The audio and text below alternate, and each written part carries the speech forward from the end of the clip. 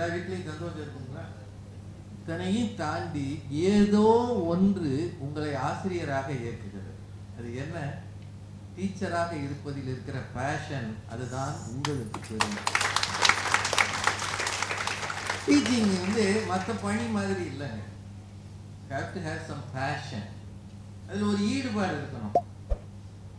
நம்ம சொல்றதை யாரோ உட்கார்ந்து கேட்கிறாங்க, கேட்கிறானோ இல்லையா, கேட்கிற மாதிரியே உட்கார்ந்து இருக்கான். உலகத்துல கொடுக்க கொடுக்க குறையாதது ஒன்னே ஒண்ணுதான், ஞானம் மட்டும்தான். வேற எதுவும் கொடுக்க குறைந்து போகும். படம் கொடுக்க குறைந்து போகும். ஞானமும் அன்பும் கொடுக்க கொடுக்க குறையாது.